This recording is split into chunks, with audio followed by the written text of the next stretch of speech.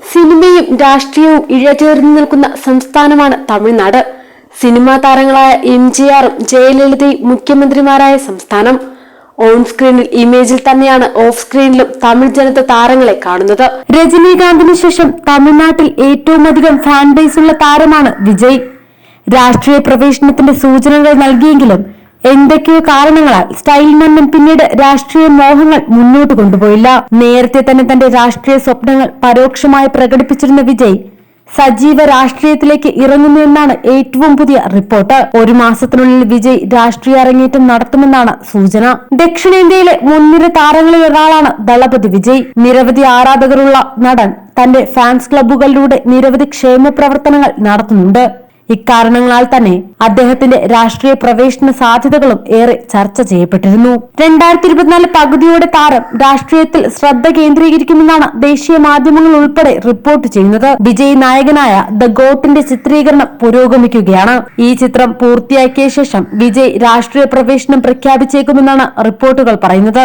വിജയ് ഉപദേശം തേടുന്ന തൃശൂരിലെ ഒരു ജ്യോത്സ്യൻ താരം മുഖ്യമന്ത്രിയാകുമെന്ന് പ്രവചിച്ചിട്ടുണ്ടെന്നാണ് വിവരം. ലോക്സഭാ തിരഞ്ഞെടുപ്പിൽ സ്ഥാനാർത്ഥികളെ നിർത്തിയാൽ മതിയെന്നും നിയമസഭാ തിരഞ്ഞെടുപ്പിൽ വിജയ് മത്സരിച്ചാൽ മതിയെന്നുമുള്ള ഉപദേശമാണ് ജ്യോത്സ്യൻ നൽകിയതെന്നും സൂചനയുണ്ട്. ജീവകാരുണ്യ പ്രവർത്തനങ്ങളിലൂടെ ശ്രദ്ധേയനാണ് താരം. ആരാധകരുടെ കൂട്ടായ്മയായ വിജയ് മക്കൾ ഇയക്കത്തിനെ രാഷ്ട്രീയ പാർട്ടിയായി മാറ്റാനാണ് വിജയ് ഉദ്ദേശിക്കുന്നത്. വിജയ് മക്കൾ ഇയക്കത്തിന്റെ പ്രവർത്തകരെ ചെന്നൈയിൽ വിജയ് കാണുകയും രാഷ്ട്രീയ പാർട്ടി രൂപീകരിക്കുന്നതിന്റെ ചർച്ച നടത്തുകയും ചെയ്തതായി വാർത്തകളുണ്ടായിരുന്നു. നിലവിൽ ഒരു രാഷ്ട്രീയ പാർട്ടിക്ക് സമമായ ഘടനയാണ് വിജയ് മക്കൾ ഇയക്കം. 90കളിൽ രജനീകാന്തിന് തമിഴ്നാട്ടിലുണ്ടായിരുന്ന സ്വാധീനം ഇപ്പോൾ വിജയ്ക്കുണ്ട്.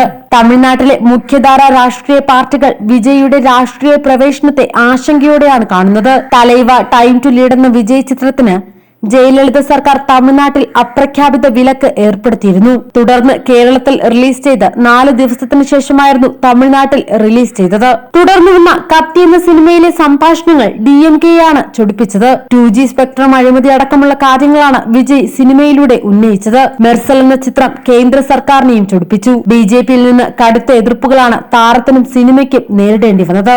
അഭിമാന പദ്ധതിയായ GST-യെ നിശിതമായി വിമർശിച്ചതാണ് BJP-യെ ചൊടിപ്പിച്ചത്.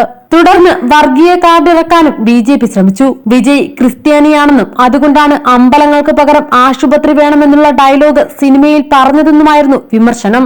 വിജയുടെ മുഴുവൻ പേര് ജോസഫ് വിജയ് ആണെന്നതായിരുന്നു ഇതിനവർ കണ്ടെത്തിയ ന്യായം. നോട്ട് നിരോധനത്തെ വിജയ് വിമർശിച്ചിരുന്നു. നോട്ട് നിരോധനം എത്ര വലിയ നടപടിയായാലും 80% വരുന്ന ജനതയെ തെരുവിൽ നിർത്തുന്ന പരിഷ്കാരങ്ങളോട് യോജിക്കാൻ കഴിയില്ലെന്നാണ് വിജയ് തുറന്നടിച്ചത്. സിനിമയിലൂടെ മാത്രമായിരുന്നില്ല വിജയ് തന്റെ രാഷ്ട്രീയം പറഞ്ഞത്.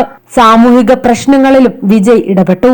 വിജയകാന്തിന് തമിഴ്നാട് രാഷ്ട്രീയത്തിൽ കാര്യമായ സ്വാധീനം ചെലുത്താൻ കഴിഞ്ഞില്ല. കമൽഹാസന്റെ മക്കൾ നീതി മയ്യത്തിന്റെ അവസ്ഥയും ഇതുതന്നെയാണ്.